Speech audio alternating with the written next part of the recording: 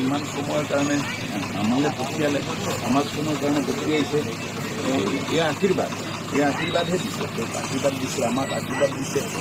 যোৱাজন গুচি গ'ল কিন্তু সাহস, আশীৰ্বাদ, জাতীয় চেতনা এতিয়া উদ্ভাসিত হৈছে শদিয়াৰ পথাৰৰ পৰা, য'ত সুধাকণ্ঠ ইয়াতে জন্ম হৈছিলে, য'ত সুধাকণ্ঠৰ জন্মস্থান।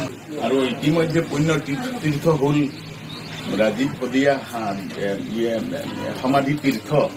গতিকে এই তীৰ্থ যাতে অনন্ত পৰৰ কাৰণে জাতিৰ অনন্ত চেতনা হয়, সকলোৱে যাতে খবৰ ৰাখে। আমি এই জীৱ, গতিকে শান্তি আৰু সম্প্ৰীতি ঐক্য চেতনাৰ কাৰণে আমি এৰি দিছোঁ। আপোনালোকৰ এটা হাত চাপৰিৰে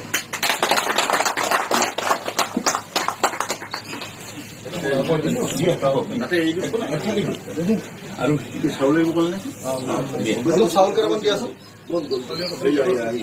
মেলফাই আনিছে। ৰাজীৱ শদিয়া অমৰ হওক, ৰাজীৱ শদিয়া অমৰ হওক, ৰাজীৱ শদিয়া অমৰ হওক। জয় আই অসম, জয়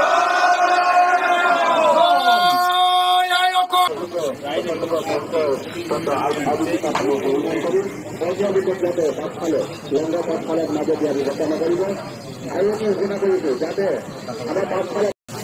ধন্যবাদ দিলে নহ'ব, কথাটো দিব লাগিব।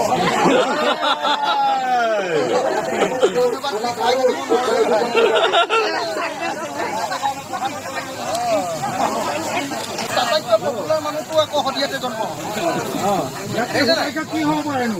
ৰাজীৱ শদিয়া, ভূপেন হাজৰিকা। ভূপেন হাজৰিকাৰ স্বাৰ্থত এনেকুৱা মানুহ হৈছিলে আৰু এতিয়া কম কথা নহয় কিন্তু দেই শদিয়া। মানুহবিলাকৰ মৰম চেনেহ বেছিকৈ ইয়াৰ মানুহবিলাক সেইকাৰণে ভাল।